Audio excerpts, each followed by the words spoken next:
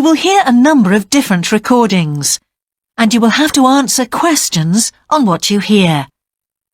There will be time for you to read the instructions and questions, and you will have a chance to check your work. All the recordings will be played once only. The test is in 4 sections. At the end of the test, you will be given 10 minutes to transfer your answers to an answer sheet. Now turn to Section 1. Section 1. You will hear a man asking for information about health services in the place where he is living. First, you have some time to look at questions 1 to 6.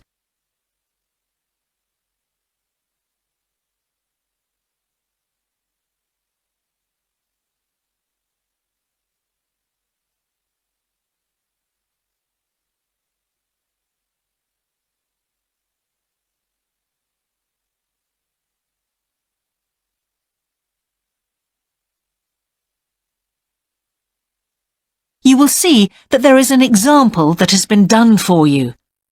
On this occasion only, the conversation relating to this will be played first. Can I help you? Yes, I've just moved to this area with my wife and children, and I'd like to know where we can all register with a doctor at a health centre. Oh, OK. Well, there's Dr. Green at the Harvey Clinic. The woman says the doctor at the Harvey Clinic is called Dr. Green, so Green has been written in the space. Now we shall begin. You should answer the questions as you listen, because you will not hear the recording a second time. Listen carefully and answer questions 1 to 6. Can I help you? Yes, I've just moved to this area with my wife and children, and I'd like to know where we can all register with a doctor at a health centre. Oh, OK. Well, there's Dr. Green at the Harvey Clinic. We always recommend her for babies because she's very good with them and she runs a special clinic. Oh, actually, my youngest child is 5, so that wouldn't be any good for us. Right. Is there anywhere else I could try? Yes, the Eshcol Health Practice is the next one on my list. How do you spell that? ESHCOL. And it's Dr. Fuller who has space on his list. The clinic only opened a year ago, so the facilities are all very modern. That sounds good. And it's particularly good if you're busy during the day because they also do appointments in the evening.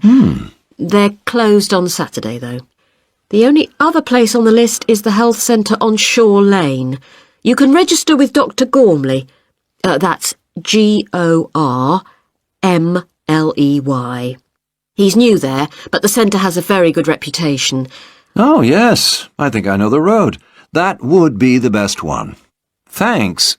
Could you tell me, will all their services be free? There are usually some small charges that doctors make. Let me see what it says about the Shore Lane Centre. If you need to be vaccinated before any trips abroad, you won't have to pay for this. What else? The Sports Injury Treatment Service operates on a paying basis, as does the Nutritional Therapy Service. Some health centres do offer alternative therapies like homeopathy as part of their pay-to-use service. Shore Lane are hoping to do this soon.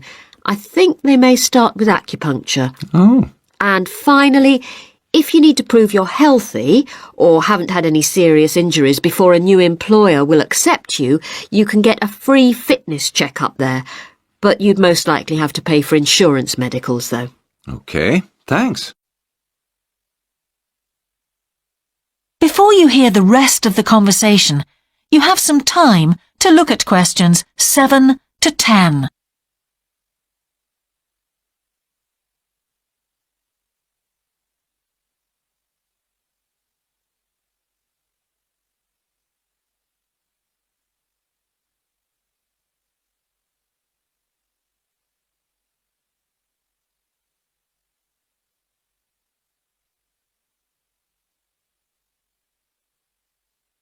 Now listen and answer questions 7 to 10. You might also be interested to know the centre is running a pilot scheme of talks for patients. I've got the list here. Actually, they look very interesting. What sort of things? Well, the first one's about giving up smoking. It's next week, the 25th of February at 7 p.m, and that's in room 4. It says the talk will stress the health benefits, particularly for people with asthma or heart disease. That sounds very interesting. There's also a talk for families with children. It's on healthy eating and takes place on the 1st of March at 5 o'clock. Will that be at the health centre? Actually, it's at the primary school on Shore Lane. I imagine they're inviting the parents of pupils there. It says here, all welcome. I might go to that if I have time. There's a couple of other talks. One giving advice about how to avoid injuries while doing exercise. It's on the 9th of March. Oh, it's a late afternoon talk at 4:30, and it'll be in room 6. It also says the talk is suitable for all ages. And finally, there's a talk called Stress Management, which is on the 20th. That is the end of section 1. You now have half a minute to check your answers.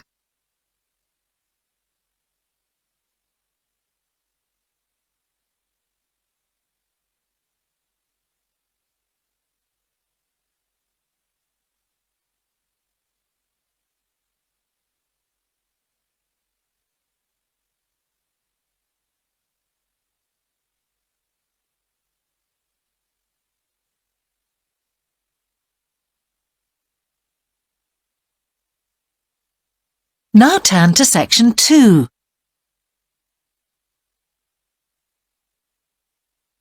Section 2. You will hear a man who owns a holiday home talking on the phone to a woman who is staying there. First, you have some time to look at questions 11 to 13.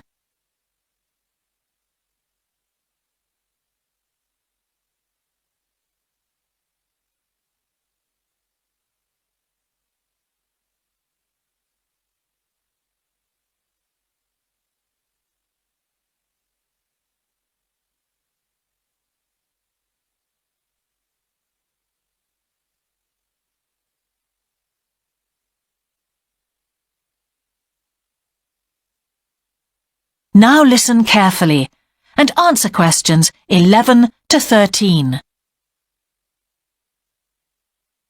Hello? Hi, it's Laura Carlton here. We've just arrived at the holiday flat, but I can't get the hot water and heating to work. Oh, right. That's easy. Don't worry. In the upstairs cupboard, you'll find the water heater. You'll see 3 main controls on the left at the bottom of the heater. The first one, the round one on the far left, is the most important one for the heating and hot water. It's the main control switch. Make sure it's in the on position. The switch itself doesn't light up, but the little square below will be black if the switch is off. That's probably what's happened. It's got switched off by mistake. The middle one of these 3 controls, you'll see it's slightly larger than the first one, controls the radiators. If you feel cold while you're there and need the radiators on, this needs to be turned to maximum. The last of the 3 controls, the one on the right, is usually on about a number 4 setting, which for the water in the taps is usually quite hot enough. Below the heating controls in the middle is a small round plastic button. If there isn't enough water in the pipes, sometimes the heater goes out. If this happens, you'll need to press this button to reset the heater. Hold it in for about 5 seconds and the heater should come on again. Then there's a little square indicator under the 3rd knob that's a kind of alarm light. It'll flash if you need to reset the heater. It sounds complicated. I'm sure you won't have any problems with it. There should be some more instructions on the side of the heater. Call me back if you can't make it work. OK. Before you hear the rest of the conversation, you have some time to look at questions 14 to 20.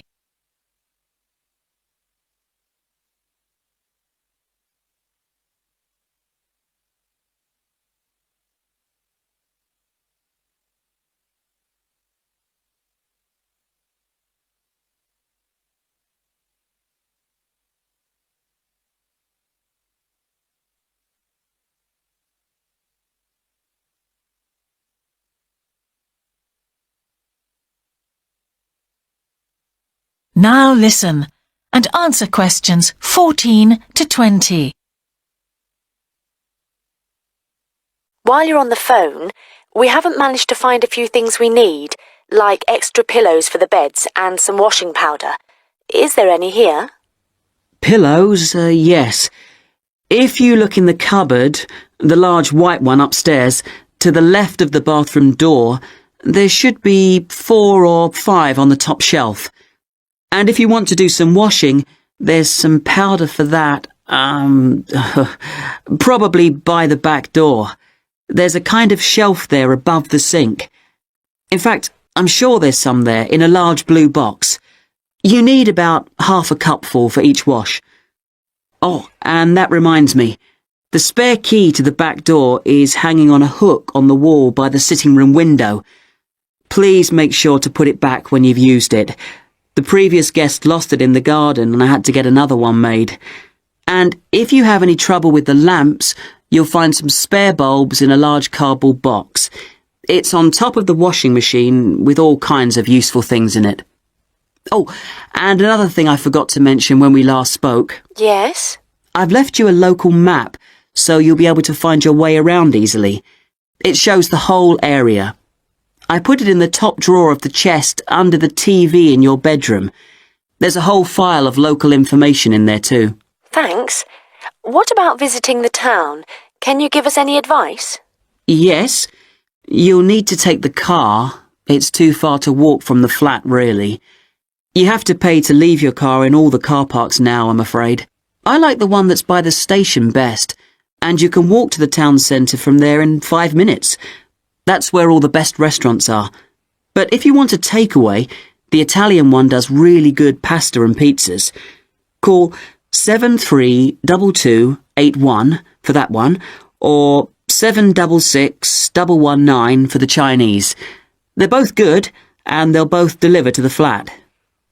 As for places to visit, yes, do go and see the Railway Museum. The exhibition is small, but really good. It gets very crowded on Sundays, so I suggest you visit it on a quieter day, later in the week, but not on Thursdays, which is market day. You won't find anywhere to park, and it's also the only day of the week when they're not open. Anything else? Not for the moment. Thanks. That is the end of section 2. You now have half a minute to check your answers.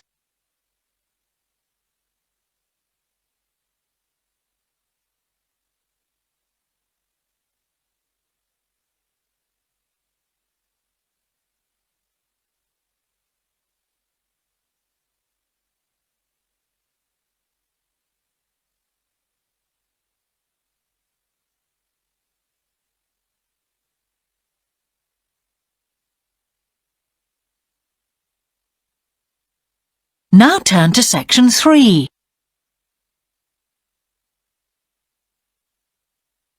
Section 3. You will hear a conversation between an English teacher called Paul and a former student of his called Kira. First, you have some time to look at questions 21 to 25.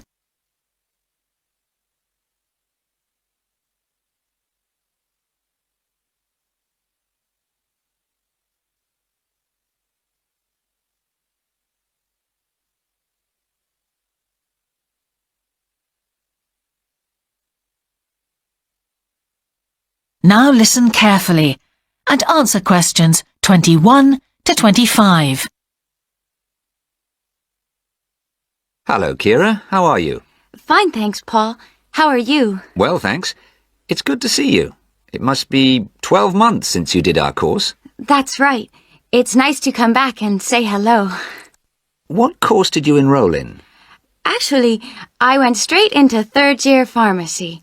They credited me with 2 years, which probably made it more difficult for me. On the other hand, you were lucky to be granted credits. Is that why you chose the course?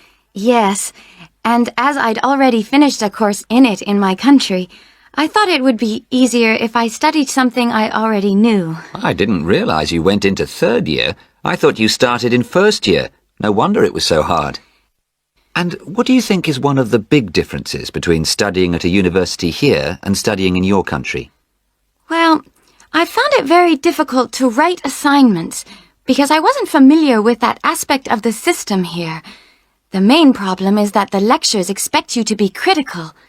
That made me feel really terrible. I thought, how can I possibly do it? How can I comment on someone else's research when they probably spent 5 years doing it? I think a lot of people who come from overseas countries have similar problems. But after a while, it became easier for me. People expect you to have problems with the process of reading and writing, but in fact, it is more a question of altering your viewpoint towards academic study. How was the content of the lectures? Was it easy for you? I didn't really have many problems understanding lectures. The content was very similar to what I'd studied before. And what about the lecturers themselves? Are they essentially the same as lecturers in your country? Well, actually, no. Here they're much easier to approach.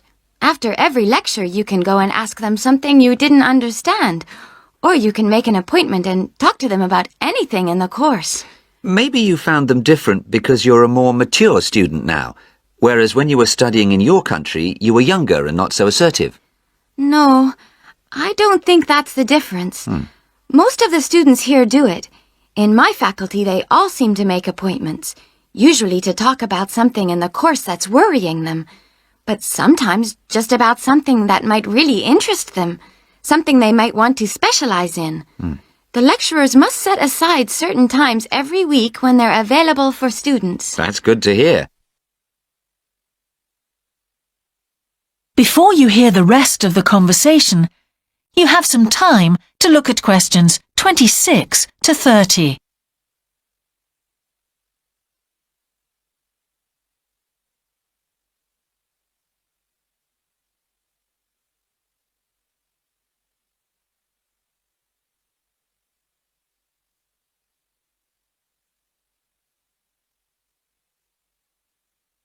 Now listen and answer questions 26 to 30. And how was your timetable? Was it a very busy year? Oh, very, very busy. They make you work very hard. Apart from lectures, we had practical sessions in a lot of subjects. We did these in small groups. I had to go and work 4 hours every week in a community pharmacy. Actually, I enjoyed this very much, meeting new people all the time. Then in second semester, we had to get experience in hospital dispensaries. So every second day we went to one of the big hospitals and worked there. And on top of all that, we had our assignments, which took me a lot of time. Oh, I nearly forgot. Between first and second semesters, we had to work full-time for 2 weeks in a hospital. That does sound a very heavy year. So, are you pleased now that you did it? Do you feel some sense of achievement? Yeah, I do feel much more confident, which I suppose is the most important thing. And have you got any recommendations for people who are studying from overseas? Well, I suppose they need very good English. It would be much better if they spent more time learning English before they enter the university, because you can be in big trouble if you don't understand what people are saying and you haven't got time to translate. Anything else? Well, as I said before, the biggest problem for me was lack of familiarity with the education system here. It sounds as if it was a real challenge. Congratulations, Kira. Thanks, Paul. That is the end of section 3. You now have half a minute to check your answers.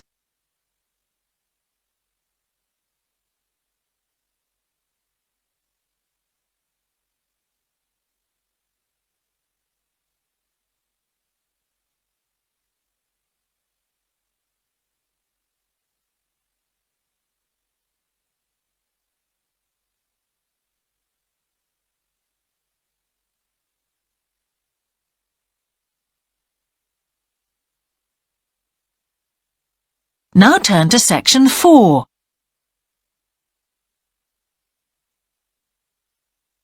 Section 4. You will hear a talk about a project on the wildlife found in city gardens in Britain. First, you have some time to look at questions 31 to 40.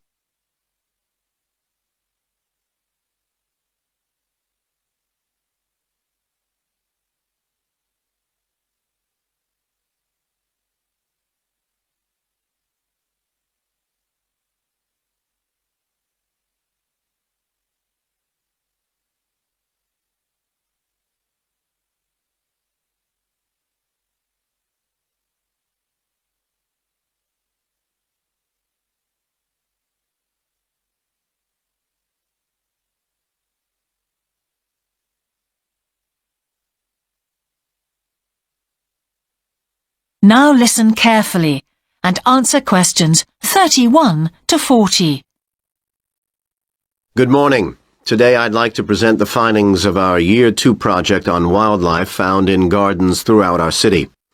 I'll start by saying something about the background to the project, then talk a little bit about our research techniques, and then indicate some of our interim findings. First of all, how did we choose our topic? Well, there are 4 of us in the group, and one day, while we were discussing a possible focus, 2 of the group mentioned that they had seen yet more sparrowhawks, one of Britain's most interesting birds of prey, in their own city centre gardens, and wondered why they were turning up in these gardens in great numbers. We were all very engaged by the idea of why wild animals would choose to inhabit a city garden. Why is it so popular with wildlife when the countryside itself is becoming less so? The first thing we did was to establish what proportion of the urban land is taken up by private gardens. We estimated that it was about 1/5, and this was endorsed by looking at large-scale usage maps in the town land survey office, 24% to be precise. Our own informal discussions with neighbors and friends led us to believe that many garden owners had interesting experiences to relate regarding wild animal sightings. So we decided to survey garden owners from different areas of the city. Just over 100 of them completed a survey once every 2 weeks for 12 months, ticking off species they had seen from a pro forma list, and adding the names of any rarer ones. Meanwhile, we were doing our own observations in selected gardens throughout the city. We deliberately chose smaller ones because they were by far the most typical in the city. The whole point of the project was to look at the norm, not the exception. Alongside this primary research on urban gardens, we were studying a lot of books about the decline of wild animals in the countryside and thinking of possible causes for this. So what did we find? Well, so much that I just won't have time to tell you about here. If you're interested in reading our more comprehensive findings, we've produced detailed graphic representations on the college website. And, of course, any of the group would be happy to talk to you about them. Just email us. What we've decided to present today is information about just 3 species because we felt these gave a good indication of the processes at work in rural and urban settings as a whole.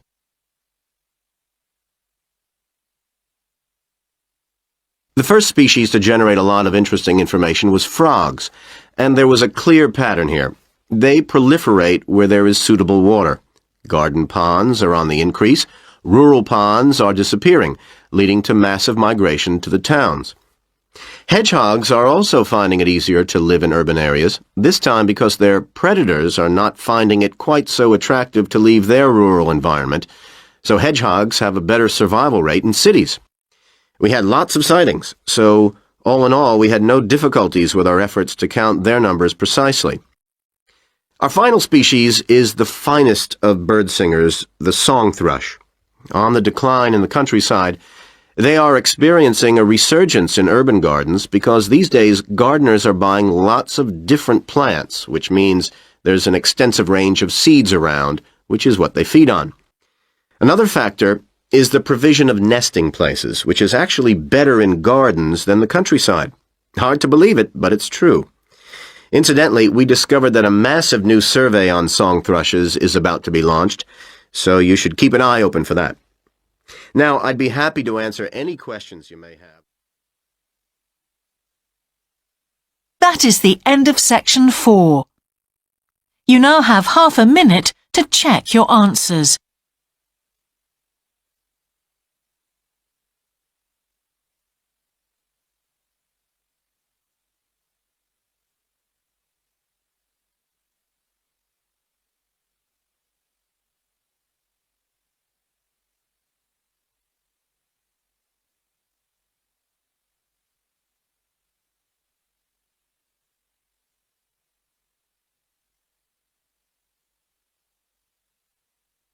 That is the end of the listening test. In the IELTS test, you would now have 10 minutes to transfer your answers to the answer sheet.